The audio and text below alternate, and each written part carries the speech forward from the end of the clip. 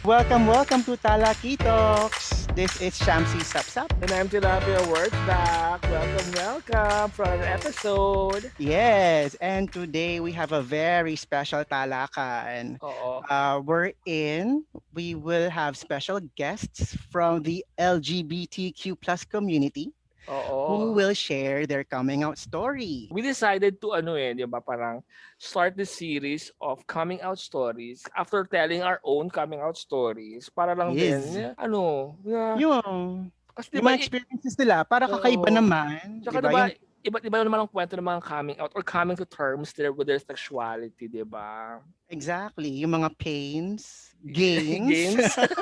sa ating mga coming of age, 'di ba? And how Mm. we transformed into fabulous people.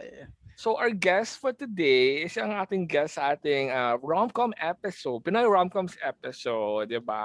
Yes, So ang welcome pagbabalik back. Welcome ng back. ating kaibigan na si Yes. Tuna Turner. Turner. Oh, Hello, hello, hello! sound effects, ganun din. Diba? Thank you for being here again. Always a Mm-mm. pleasure, syempre, having you Mm-mm. here. Thank you very much. Ang tagal, no? Bago ako nakabalik. Medyo mga naka 2 seasons and Ah, 3 million listeners. Oo. Muna, bago ako nakabalik. So, Oo, 'di ba? maraming salamat. Kasi ang in demand mo din naman masyado. Yes, ganun talaga eh. Pag pinanganak kang maganda, mahirap Oo. talaga, Mars. Hirap na Totoo. hirap. Oo. Simulan na natin. Shamsi, anong unang tanong mo sa ating bisita? Ganun. Okay. Ano Tuna, ready ka na? Diyos ko, Mars. Sige, I was born ready. I was Charay! wondering. At para po sa mga makikinig nito, of course, I think I want to start na coming out. Let's define it a little bit. Kasi parang ang conception, ang common thinking ng mga tao sa coming out is pag umaamin yung isang tao from the LGBTQI Mm, plus community about their sexuality. But the reality mm, is a much more complicated process. Hindi lang yon kasi yung telling other people about who you are. Coming out also starts way before that. It's you yourself recognizing who you are. So hindi siya, correct. 'di ba, yung sa sarili mo may coming out ka eh. Parang you Yes. have to come to terms with it before you can say something na how Exactly. you are to other. Kaya din yung kaya din yun yung take doon na parang hindi rin maintindihan minsan ng mga straight na parang akala nila porke malam mo tayong kumilos, parang alam mo yun, parang sa kanila given na yon. Pero for us, parang it will take time to be comfortable with that idea pa rin. It's a journey rin for us. Saka hindi yun overnight nangyayari. It will take a while, especially for us na lumaki nga sa Catholic school, set up na ang daming Mhm. factors na na-involve sa mga decision making before you actually fully accept who you are. So magandang intro sa ating diskusyon yung araw na to. So, syempre, mag-umpisa tayo sa iyong backstory. So, how was it growing up muna? Siguro, before mo na-realize na Kakaiba bakla or ka, bakla or oo. bakla? Oo, I think there's a lot of confusion kasi Mm. I remember when I was 3 years old, I was already wearing my sister's blouse, palda. Parang mahuhuli na lang ako ng nanay ko na suot-suot ko na Mhm. siya.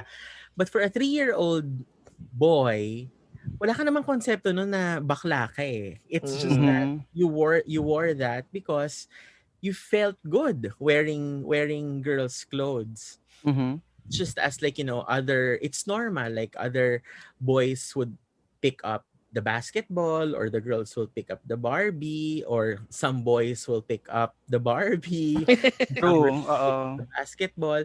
Parang wala naman kasi, and that's what's good about innocence eh, you're yourself, right?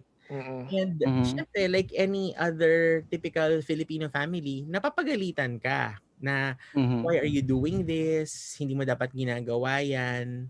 So hindi mo siya I've always been a very obedient kid.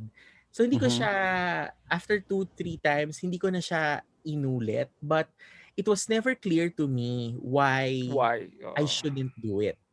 Mhm. Sinabi nila na pambabae yan, or I think that's also the first time I encountered the word bakla. But dahil sa probinsya kasi, hindi naman during the time, mai-encounter mo lang ang bakla sa parlor eh. Usually, or sa Oo. palengke. At pag bata ka, hindi ka Or sa naman TV. Or sa or sa TV, TV. girls. Yung mga Actually, rolling... hindi din eh. Kasi Hindi parang, rin? that Okay. was, that was in late 80s. Ang totoong bakla mo lang naman sa TV would be the reporters siguro sa O IUA. Roderick Paulati Roderick talaga. Paulate. Roderick Paulati talaga din Yeah, but sa akin. ako for me at 3 years old, hindi pa rin ako exposed, hindi pa Mm. rin ako pinapapanood sa ganun. So, hindi ko Mhm. alam kung ano yung it took me a few more years. Siguro mga 6 years old na ako nung na-define or nung na-picture ko sa utak ko kung ano yung bakla. And even then, parang nakakahon lang yung bakla. Dapat malambot, nagdadamit Mhm. babae, nasa park. Mhm. Parang like in any 'di ba? In any probinsya, parang ganun lang kababaw yung definition nila ng pagiging bakla. So ganun siya. That's how it started. And then wala ako nung konsepto ng totoong coming out to other people because I've always been a very well-mannered, Fuck soft-spoken, you ka, charot. very well-mannered, soft-spoken, high-pitched. So, hindi mo na talaga kailangan pang hulaan na 1 plus 1 equals 2. Alam mo na agad na bakla ako. But, I didn't, it took me a while, hanggang teenage years, I was so unsure about what that means. I knew something was different, but dahil nga I haven't had sex, wala pa akong mga ganun. So parang I was very unsure. Although growing up talaga nga in a Catholic school, you're always labeled as bakla, you're always told that was wrong, it's not good not to do it. So meron ka ring like any teenager, you wanted to conform. Tanda ko ng grade 4, grade 5, meron akong batchmate na inaabangan ko kasi we live Mhm. close to each other para sabay kaming papasok sa school. Babae to. And I was Okay. trying to see if something's gonna happen, Pero girl, Mhm. yung point na pagkatapos mo siyang makatabi sa tricycle papasok sa school, Walang Mhm. walang... gusto mong maligo. Feeling mo ang dumi Diring-diri mo. ba? Bakit mo ginawa yun? Bakit nilibre ko pa siya ng pamasahe to impress her?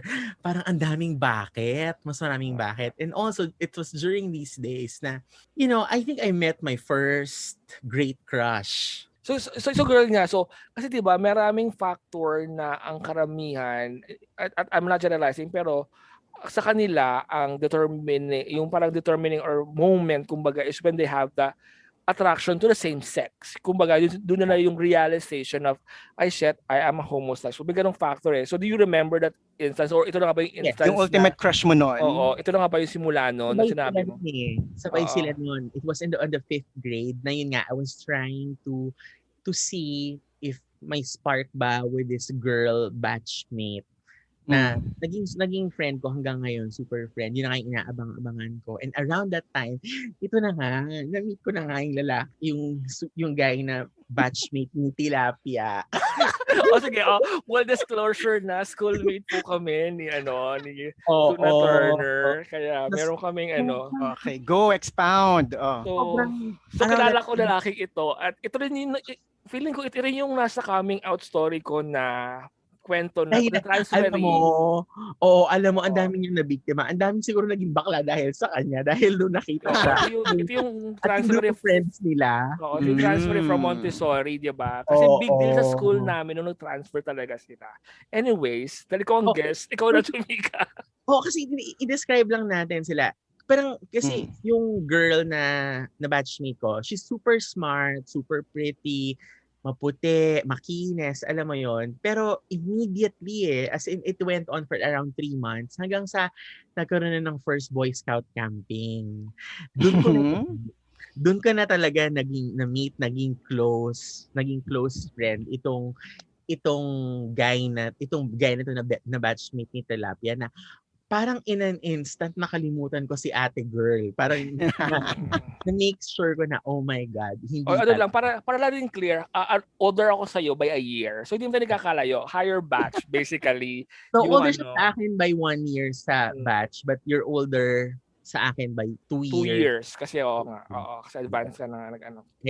Maaga lang akong pumasok. But Oo. yeah, tapos yun, kasi itong group of boys na to nga, sobrang linis. Sila yung malinis sila, lagi naka-well-combed ang hair nila, hindi sila nadudumihan, hindi sila pinapawisan, tapos naka-perfect yung teeth nila, di ba? Si Peachy nga si Jay, sobrang talagang ganda ng ngipin nila. Yung pag-ngumiti sila, mapapakapit ka sa wall dahil nakihina yung jelly legs ka. Ganon. Actually, hindi ko alam kung nakwento ko sa iyo to. Shamsi, pasensya na, insider kwento to ha. Makinig ka nila. Kasi si Jay actually is my classmate at ako ang first seatmate niya. Ako actually yung may parang hindi man tour sa school, pero ako yung parang naging body niya kasi nga transfer siya.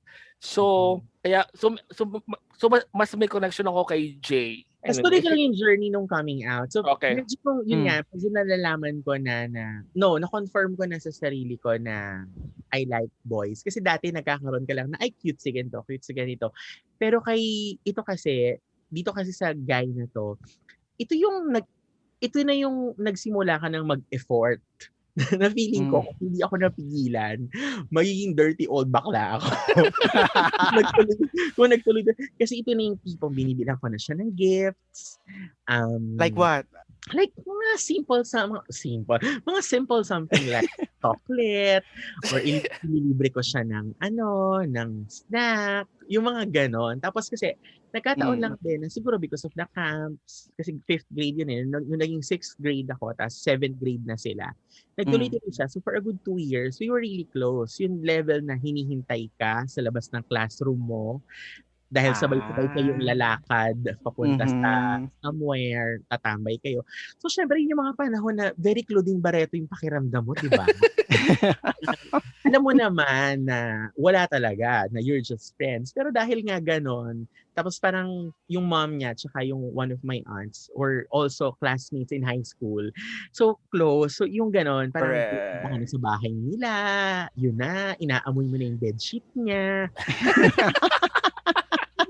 Pero during this time, meron kahit na you're falling deeper into the kumuno, into the pit of being bakla, meron ka pa ring struggle na parang dahil pagdating mo sa bahay, pagdating mo sa school, ganyan, parang you're still othered kapag bakla ka. So you still try to bumalik sa quote-unquote tamang landas. Pero mahirap siya You really keep on on going back to the bakla path.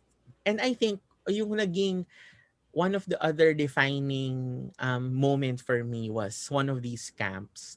It was held parang sa somewhere lang doon sa city namin.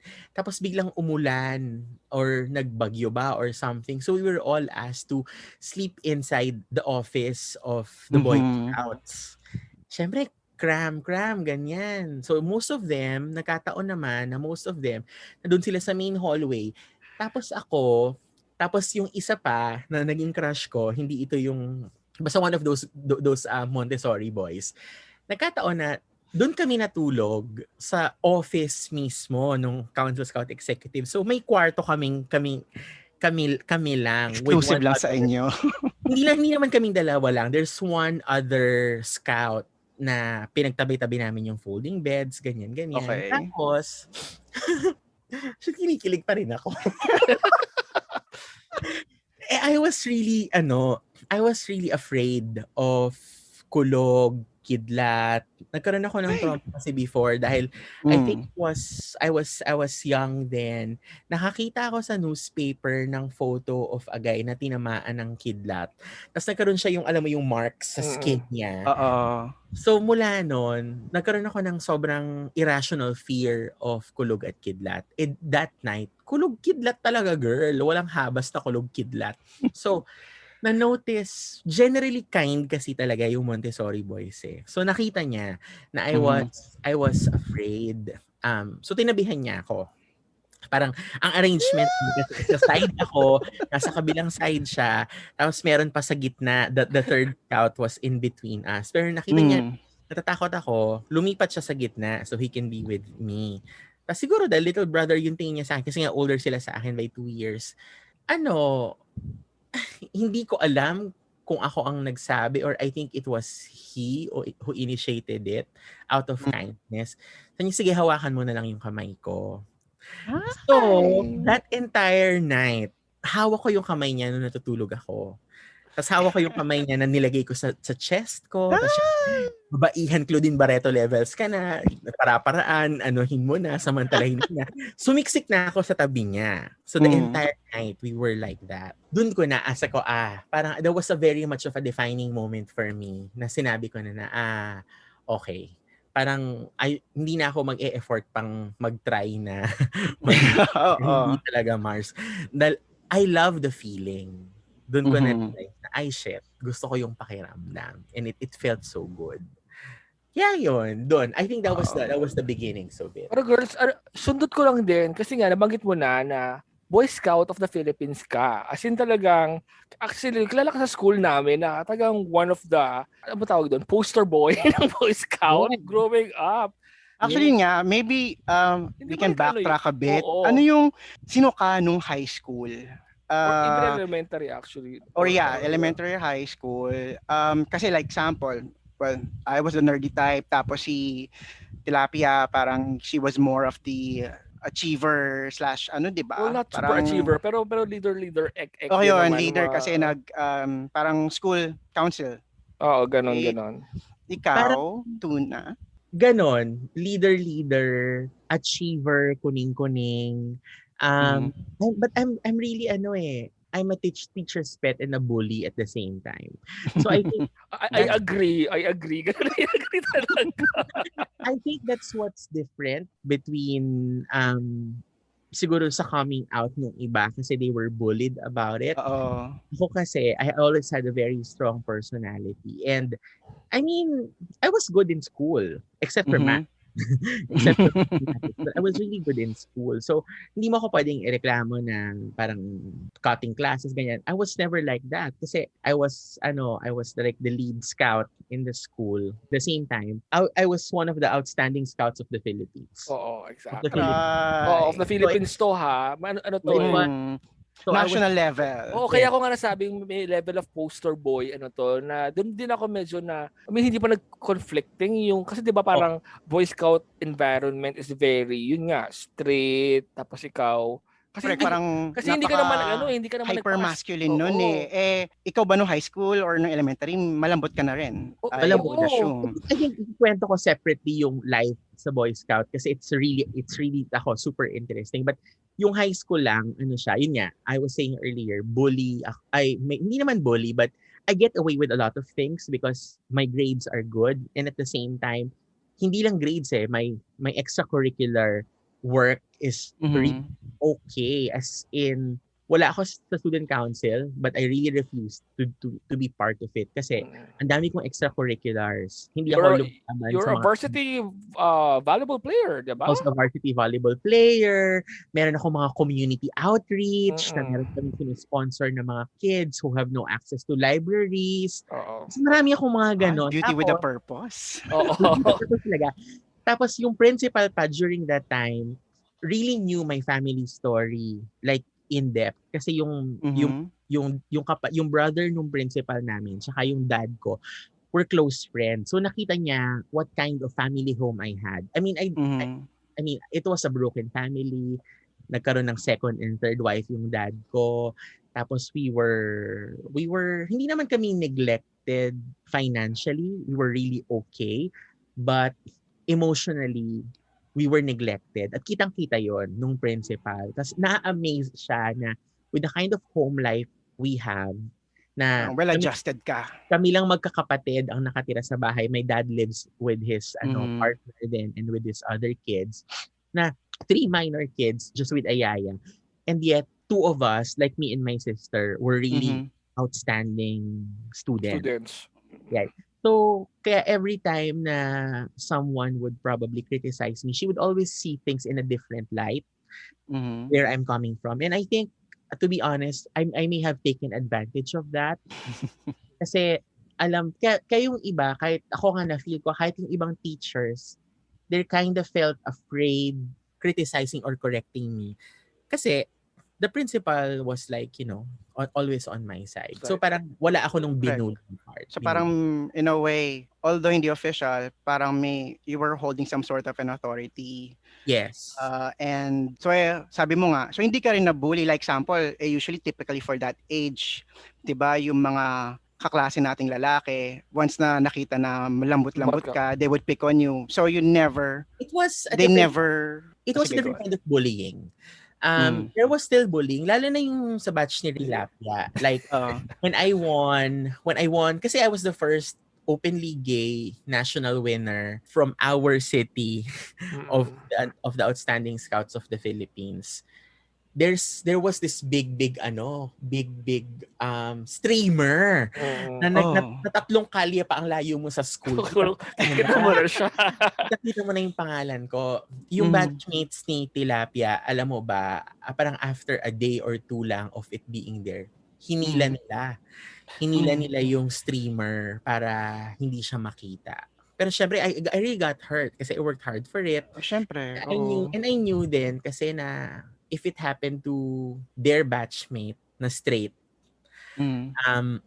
kasi I have this, and there's another scout who was also one of the leads. Parang vying din siya for the... No, we did not compete on the same year. He competed the year before. Mm. He did not win. It was ako who made it all the way to the nationals and won. Feeling ko, had it happened to him, they would not have done it. Pero kasi dahil bakla nga ako, Tapos saka yung kinukurot ka, yung pinapalo ka sa puwet, chini-chase ka sa Mhm. hallway, Oo. nangyari yun. Pero hindi siya grumabe. Unlike, other gay guys na they would steal things from them or they will steal their baon, or I think there's also that really deference nga comes Mhm. with the Oo. progression that I got. Correct. Pero nabully din ako. Like, you want me to kwento the Boy Scout? The Boy Scout is really difficult.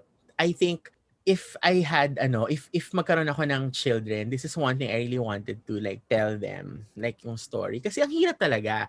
Remember, in the world, there are only 2 scouting associations na hiwalay ang Boy at Girl Scouts and still uses the word boy. It's the Boy Mhm. Scouts of America and then the Boy Scouts of the Philippines. In other nations, Mhm. like Gerawa, it's Scouts UK. Mhm. Isa siya. The organization is isa talaga. But in the Boy Scouts of America and Boy Scouts of the Philippines, talagang to be gay is difficult. Like in the US nga, super bawal. If you're gay and you're a scoutmaster, Mhm. you're automatically disqualified from serving kahit na good ang intentions mo. Kasi yun nga, they don't accept gays in BSA. BSP, the Boy Scouts of the Philippines, much better siya kasi nakaka-serve ang mga bakla at maraming bakla na who are really achieving Mhm. well in the Boy Scouts of the Philippines. But growing up, it was difficult kasi pag maliligo ka, alam mo naman sa camping, 'di ba? Sabay-sabay. Communal, Mm. right? You're already conscious Mhm. about your body as a Mhm. teenager. And you're conscious na ayaw mo na malabel na naninilip ka, Oo. ayaw mo yon. So, biruin mo, lahat sila nakapag-shower na. Saka pa lang ako magsha-shower. Hihintayin ko sila lahat matapos. Or, gigising ako ng sobrang aga Maaga. Exactly. para ako yung na. Or, kapag magsha-shower at kasabay ko nga yung mga taga Montessori na boys. Mhm. Lahat sila naka-brief and ganyan. Pero ako, naliligo ako talaga no ng may damit. As in, alam mo yun, I just don't want to, parang hindi yun, and I think, basta, tas nakatalikod, pero Mhm. sila openly, naghuhubaran sila ng brief. Pero ikaw, tumatalikod ka talaga kasi that was really difficult. Tapos, ikalawa, yung activities itself it's highly physical. Maraming Oo. physical activities sa Boy Scouts, mga rappelling, ganyan. Siyempre hindi ako weak physically as a kid, pero hindi ako ganun ka-excellent pagdating doon sa mga ganung super physical activities, although I was a volleyball varsity. But may mga bagay that comes naturally for them, being straight Oo. guys. So disadvantage ka. Pag naman dumating na dun sa mga bagay na you're good at, like theater. I'm not putting us gays as in a box, pero ganun Well, ako. yeah, it's a known fact din naman na parang talaga doon Oo, mag-excel. cooking. Macrame. Oo. Macrame. Something creative, artsy. Oo, Oo. ganyan. Mga cooking, mga extemporaneous speaking. Speaking. Parang liability pa sa'yo na magaling ka doon. So parang it was really difficult. But I persevered. And I will have to admit naman na the reason why I persevered the first 2, 3 years was really because of love. Dahil sa lalaki. Oh. Actually, yun ang bala kong sundot na question. Pero girls, kasi nga, curious ako, kung saan nagsimula, yun talagang, bakit ka Boy Scout? Of all, It was Pakikarir mo lang talaga, no? Sa ngalan ng ako talaga to be with J and P. Talaga. Pero Yung kasi mga- eventually, nung nag-high school na, nung nag-grade 7 na, si J and P, hindi na sila nag-scouting. Ako na lang. But Kasi by mo that na time, iwan. I had 2 good years of really solid memories na sobrang, na, kahit na wala si J at saka si P sa camping, sobrang na-realize ko na ang saya niya. And then I fell in love. Tapos ikalawa, yun nga, still I think growing up, dahil nga hindi maganda yung home life ko, I was looking for something to do outside the home that was worth it, na hindi ako mapapariwara. Kasi parang ang fear ko noon, and I think this was very difficult for me as a child, was yung alam ko na people were looking at me to fail.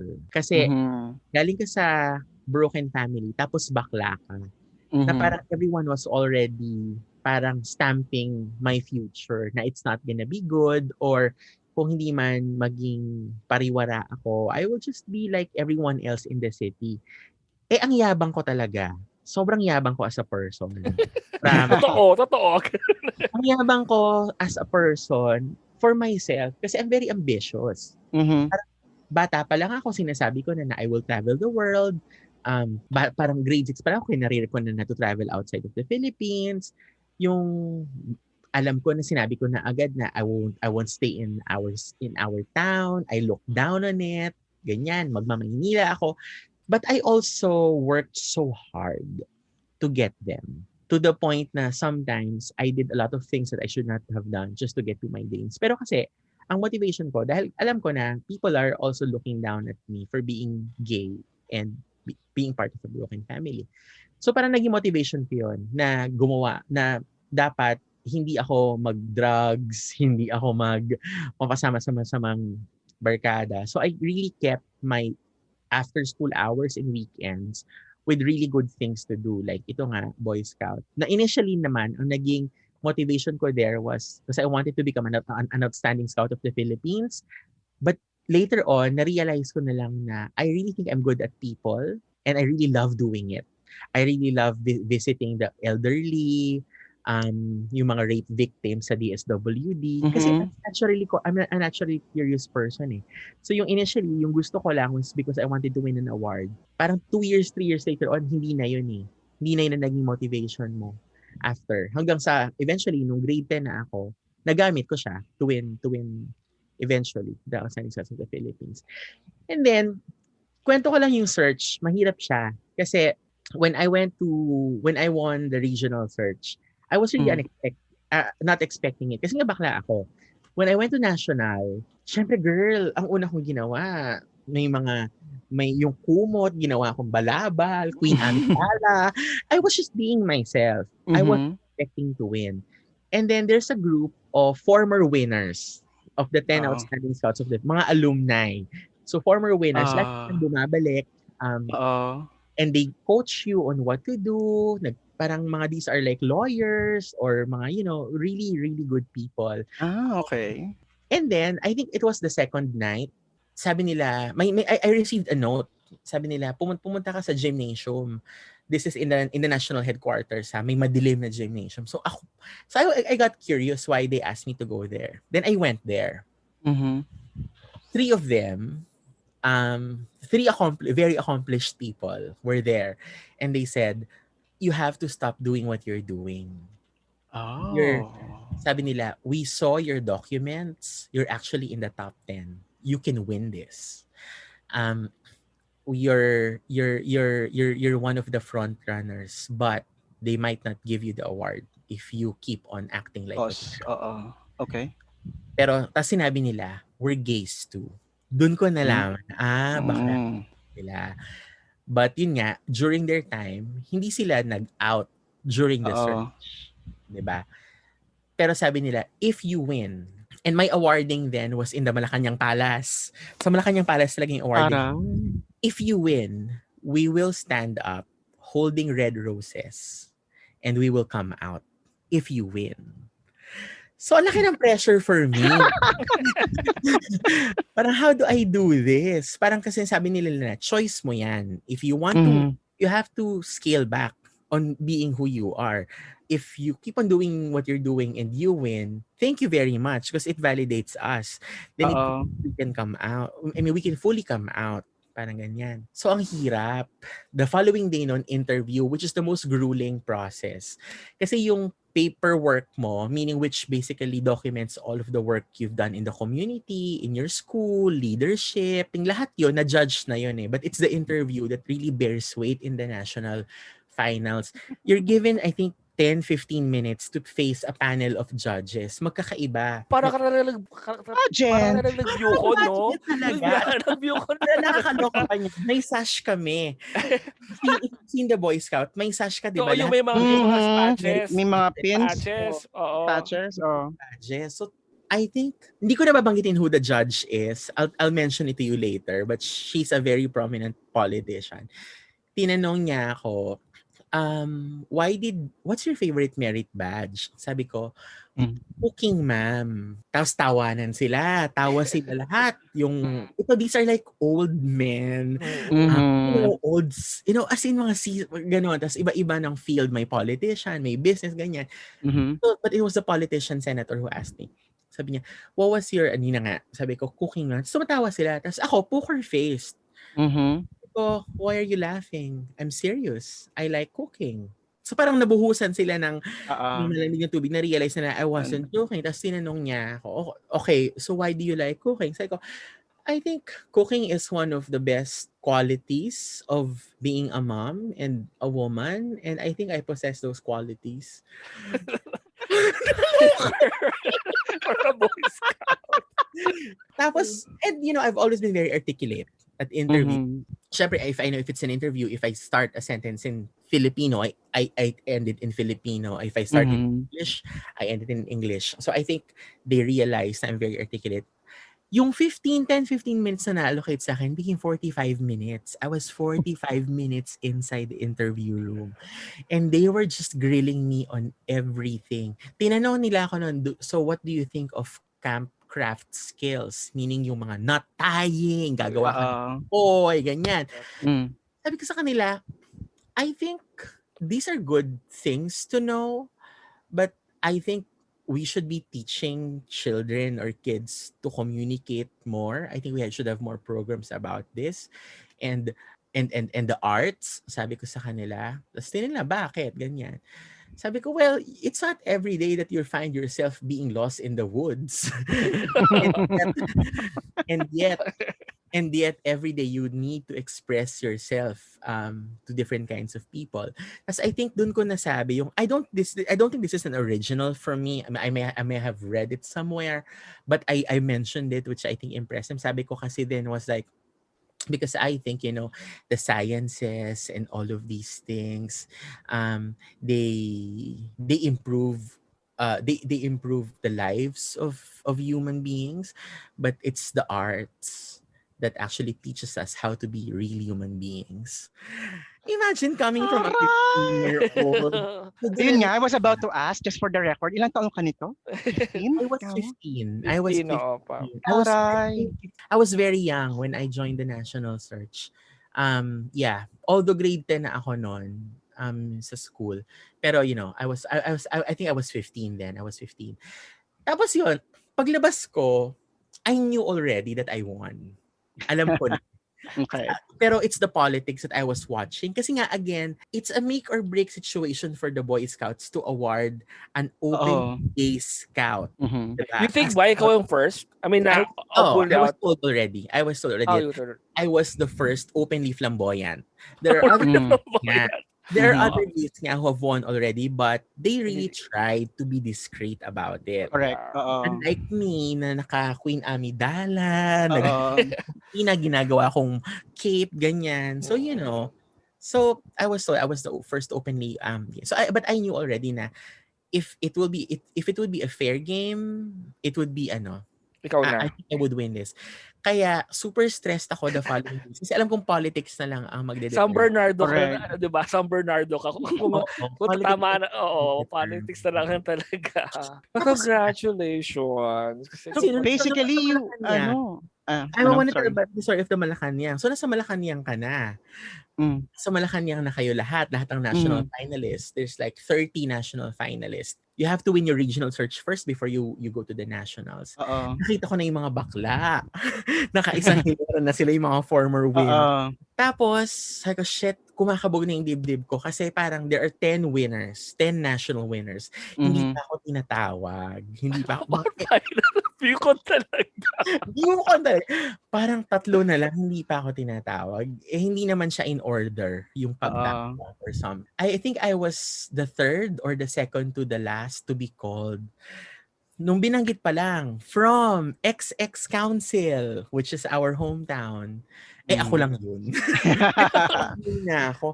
Pagtayo ko, lumingon ako doon sa mga bakla. Girl, alam mo yung dahan-dahan talaga silang tumayo. Slow motion. Dahan-dahan silang pumalap. Baklang-bakla talaga. Nakita ko na yung akala mo may sword na ilalabas. Akala mo espada rosas. Meron silang mga red roses. Na I think that was the vindication that they won. And I think, yeah, right after I won, every year, meron ng isa laging baklang-bakla. Fairness, ang ganda ng kwento na yun Parang I could imagine it. Very cinematic. Okay. Kamusta naman yung So you've mentioned crushes, yung naging motivation mo for joining the Boy Scouts. Pero syempre, after yung awarding mo, after from all these highs, syempre babalik ka sa school. Meron bang sumunod after JNP? Merong sumunod like na kabaklaan moments and related to like strengthening my coming out story. Kasi kahit naman nangyari na itong Boy Scout, na-acknowledge ka as an openly out gay winner, and meron na yung kwento with P&J before. It's parang these are strengthening things, but sa sarili mo, kahit na alam mo na bakla ka, you're not okay with it still eh. You're not okay with it. Kasi alam mo na you still get mocked for being one, kahit na ganyan. Alam mo na you're different. Teenage eh. Alam mo na lagi na you're different. And you'd rather, kahit na may mga ganito, you'd still rather conform. Kasi it's easier. And then, sabi ko sa sarili ko nun after winning the national title, baka naman mas okay na try ko maging normal na kid like anyone else, Pero ito na nga kasi, na-inlove ako sa teacher ko. Actually, marami nagdadaan sa ganyan kasi 'di ba, yung mga teacher types, yung mga parang you look up to them. Impressionable na bata, tapos daddy type. I assume baka may daddy issues ka nun dahil kasi super actually, parang teacher ko siya for 2 years eh. Grade 9 siya, grade 10. Hindi pa ako winner ng national search. Teacher ko na siya. Pumasok siya ko noon. Pero parang nag-intensify lang ng bonggang-bongga yung love ko for him nung grade 10 ako. And nangyari pa after winning the national search. Nakakaloka. Pero as in, bet ko na siya noon. Kasi during the time ng grade 9 ako, si Jay tsaka si P, sobrang hindi na kami masyado nag-uusap talaga eh. Although, nandun pa rin lagi yung nagme-may I go out ako kasi gusto kong dumaan sa corridors ng grade 10 para makita ko. At saka lang for context, iba kung mapapansin nyo, talagang school namin is from grade 1 to grade 10. Tuloy-tuloy siya. Wala kaming first year high school, second year high school. As in, numbered ka. Mas nauna kami mag-number sa school. Kayo iba, yeah. So, yung grade 9 ay third year high school, yung grade 10 ay fourth year high school ko. Oo. So, nung grade 9 ako, medyo nawawala na sa radar ko si Jay tsaka si P. Ito na, si Gina ang pumalit. Si G kasi, super siya. Alam mo ba, Dieter Ocampo kasi itsura niya nun, di ba? Yun ang comparison sa kanya. Saka di ba nagsimula siya as ang tawag doon, Kasi parang Seminarista kasi siya. nag-cover lang siya, di ba? Kasi parang No, may, no, no, no. Seminarista Or kasi substitute? siya. oo, sabi sa teacher. No, hindi siya substitute Hindi. teacher. Ano? Ano siya, seminarista siya. As in, tapos siya ng theology. Tapos, di ba Okay. nila, may 1 year na tinatawag na Lalabas. Oo, residency for you to Oo. do whatever you want in your life and decide kung Mm, gusto mo talaga magpare. correct. For Oo. G, I think ang in-explore niya is he wanted to teach. Mhm. Pero doon din naman kasi siya nag-aral ng elementary sa school na yon. Tapos yun na nga, nag-seminary na siya for high school and college. Then bumalik siya. Mm. Nung dumating siya, wala siyang advisory class. Although he was Mm-mm. teaching English and Mhm. That's what I remember. Wala siya. Christian living kasi nga ano siya, theology graduate siya. Pero wala siyang advisory class. As in marami lang siyang pero wala siyang sariling class. And then grade 9 ako noon, Anong tinuturo nito? I'm sorry. ha? Ano tinuturo niya? Tinuturo niya marami, Oo. English tsaka Christian living, which is religion in other Of school. course, oo. Oo. Tapos, but when I was in grade 9, ano siya yung naging ano ko sa Boy Scout, moderator, club moderator siya ng Boy Scout. Tapos hindi ko naman alam kung ano nangyari. Sa kanya ako na-assign. There are Mm. two classes sa Boy Scout. Yung first group is under Mr. U and then yung isa is under Mr. G. Siguro pinaglaruan ako ni Mr. U, nilagay niya ako kay Mr. G. Mm. Yun. Tapos yun, kasi sabi ni Mr. Yu, si Mr. G, unang taon niya magtuturo, kailangan niya ng tulong, and ikaw, you're one of our lead scouts, so alam mo na kung paano, how to navigate things, so assist mo siya. Mhm. Pero feeling ko, dahil itong si Mr. Yu, talagang ano din to, maloko rin to. Alam niyang magkaka-crush ako kay Mr. G. Kay Mr. G. Pwede naman to Becky, si Hindi. Mr. Yu. Si Mr. Hindi. Yu, hindi. Okay. Hindi ba? Ayoko, basta. Hindi. Kaloka. Fine kung hindi. Tapos, meron akong sariling kong advisor. May sarili akong teacher ko talaga. Si Mm. sa school. Yung advisor ko talaga. But she's a weakling na feeling nilang lahat. Na hindi, at ito naman naamin ko, hindi ko talaga yun sinadya, tilapia. Feeling ng lahat, binuli ko siya to resign. Which I did not. Nagkataon lang na she's a very weak personality. And ako yung vice mayor of the class. Kasi sa amin nun, again, walang president. There's a vice mayor. Mayor. And then sa buong batch, may isang mayor. I was the vice mayor of my Okay. class. I was the vice mayor of my class. At nagkataon din na all the other vice mayors elected me as the mayor of the batch. So, Mm. parang ano ko yun, I was very strong-willed. Tapos marami siyang mga gustong gawin na I don't agree on.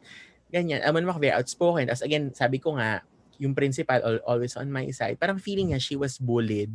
Na feeling niya hindi niya magawa yung gusto niya because I'm always standing on her way. Nag-resign siya. And she went to public school. Eh di syempre, sino pa ba naman magiging advisor nyo? Eh di yung floating na teacher na walang advisor sa class.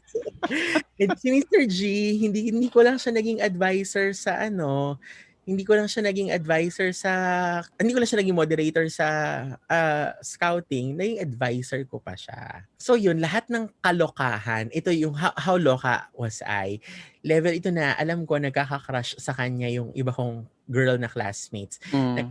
Nagkataon na one time, alam ko na si Mr. G kasi si Mr. G then was only 21 years old. We were 15, he was only 21. Wow. Bata pa rin siya. Oo. Kaya, alam ko one time, galante kasi siya kasi may rich boy siya, di ba? Dentist dad niya, basta ganon. May rich boy siya on his own. Hindi niya kailangan yung sweldo na yon. And nalaman ko one time, nag-shakies sila. Kinain niya sa shakies. Trinit niya sa shakies yung mga girls na malalandi. Bilad. Oh. I made life hell for them. I gave them the worst cleaning schedules. Inassign ko sila sa worst committees. Yung tipong busy sila. Tapos, dinedeprive ko sila ng mga readings para they had to study overtime. Wala silang panahong lumandi. Basta ganun level yung mga kalandi. Na nagkataon pa during that time, syempre nilalandi ko na si Mr. G then. May isang teacher. May isang teacher na bakla na ganun din. Nilalandi si G. So, labanan din kami noon. But I think the entire Mr. G experience was, I would say, the defining moment. Kasi it happened at the right time. I was turning 16. I became even more confident and assured of who I am. Mhm. I think that was the very first time I admitted to someone that I like. Ah. So, nag-swimming kami noon, night swimming. Oo. Ako, si Mr. G, two other teachers, tas two other students. This was during the vacation. Tapos, so hindi ko siya teacher noon kasi it was break summer break. Correct. Oo. Ano lang yun, parang justification sa sarili mo. So 16 Justification. ka, summer break, swimming sa pool. Sinabi ko sa kanya na I initially thought I like you as a brother, Mm. but I think I like you as a person, and now I think I like you as a man. Yung first mo? Sa yung first mo? Sa kanya ka unang umamin? Sa kanya ka unang umamin kasi hindi ko naman ever inamin kay J at kay P. In fairness, yung confidence mo na at 16 Sorry, grabe yung linyahan ko noon. Oo. Kaya nung nagpelikula na ako, sobrang nagamit ko siya lahat. Pero grabe ako luminya noon talaga. Na at first, I think I like you as a brother and then I like you as a person.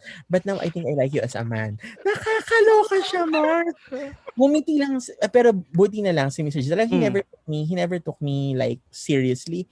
Ano lang, ngumiti siya. Sabi niya, okay lang yan. Tapos, tinapik lang niya ako sa shoulders. Yun, na ano ko, na dun ako na-empower. Yun yung first na admission ko na gusto ko siya. The second admission and the final one was the most heartbreaking. Kasi, sige, bago yun. So kay G, okay lang sa'yo kaya na-decline ka? No, hindi ko siya tinikas na decline ako eh.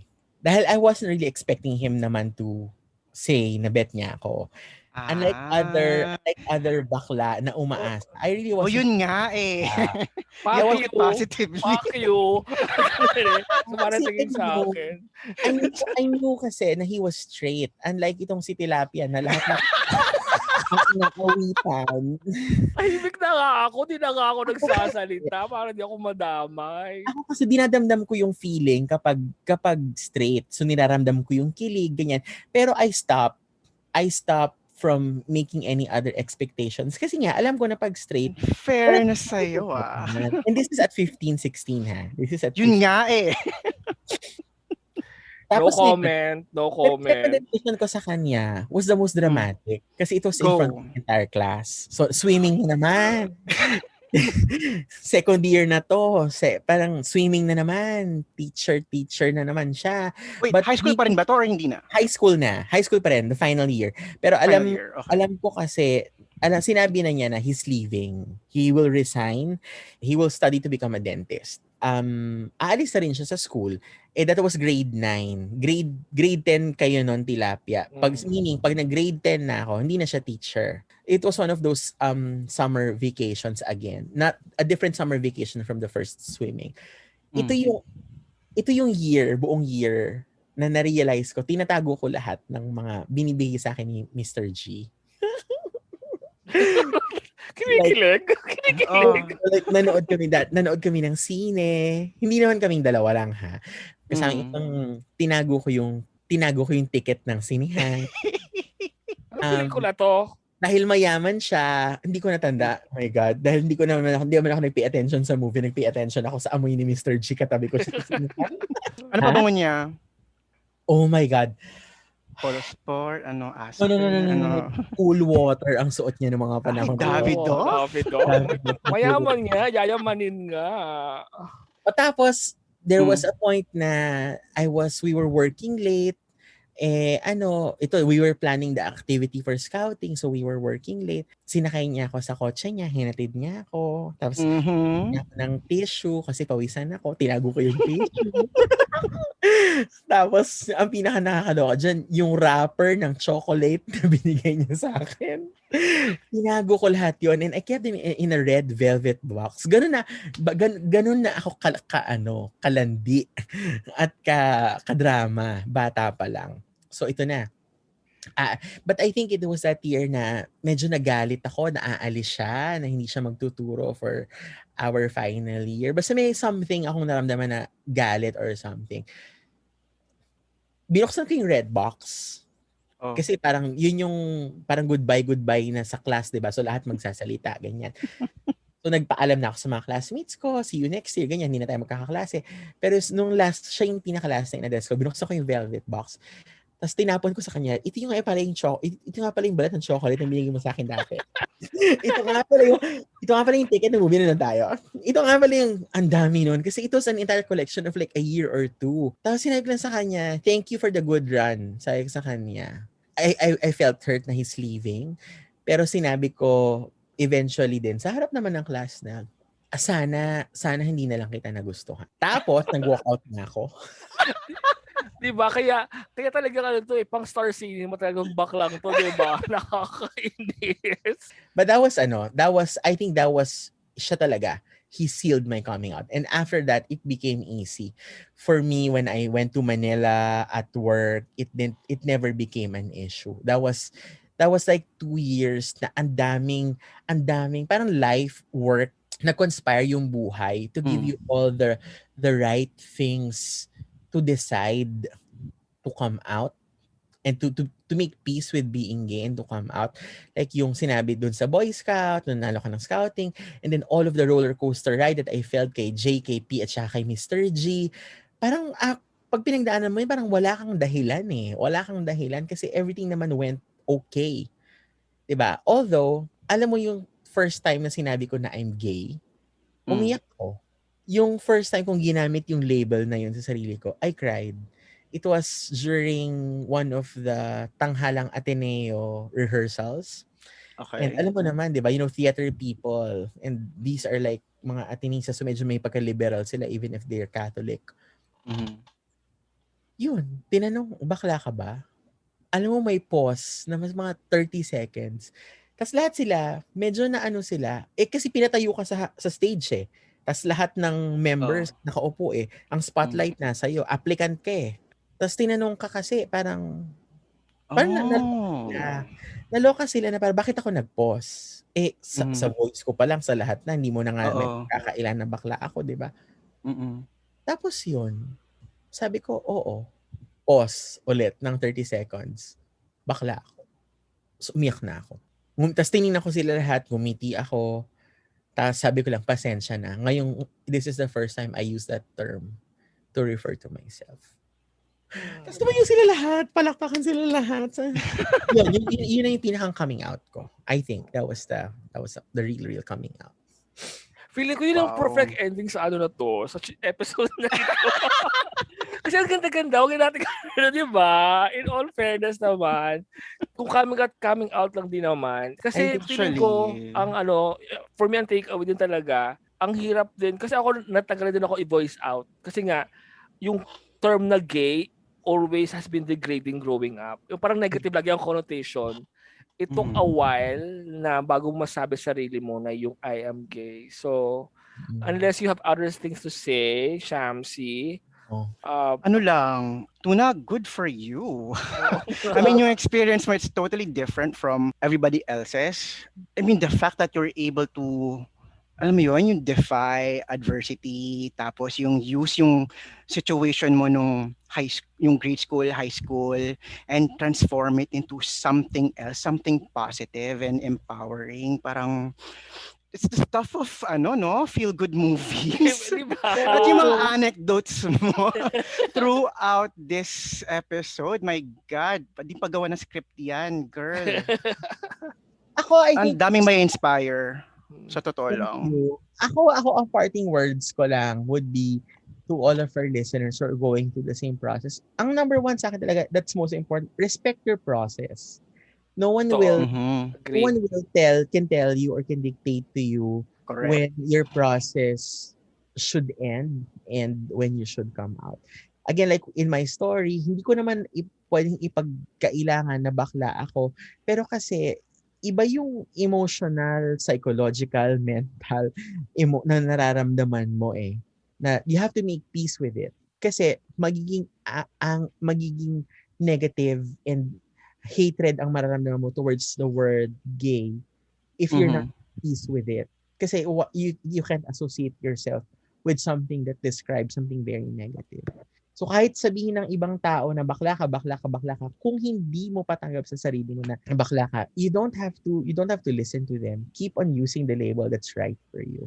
So and respect your process. And then I think the second most important thing there is um your process is yours, my story is mine, ours will Mhm. be different.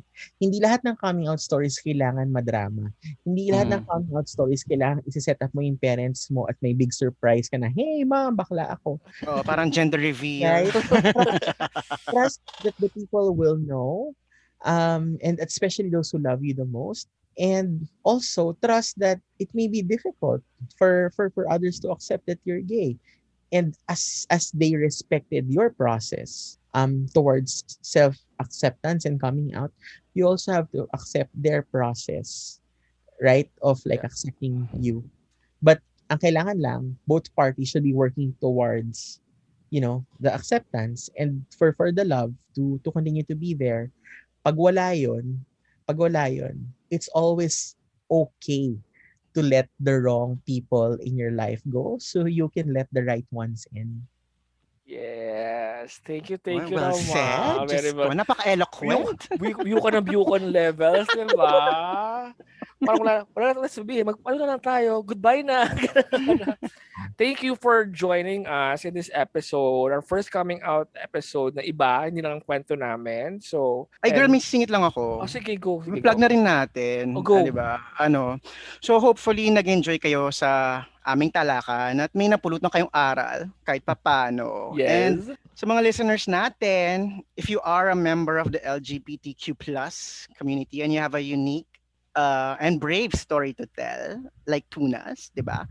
Please send us a DM on our social media. Oh, yes. Oo Pag-usapan nga. natin, yung gawing madaling trabaho natin.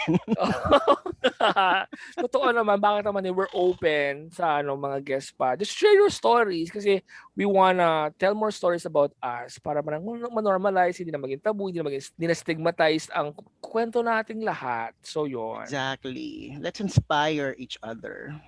So yeah, so hopefully you will subscribe and like our video and Mhm. continue to subscribe to our social media in our Instagram and Twitter, and please like our Facebook page. Yes, and we are also on Spotify and the Apple Podcast. Thank you, Tuna, for joining us in this episode of Talak-E-Talks. This is Tilapia Words Back. And I am Shamsi Sapsap. Bye! Bye. Bye!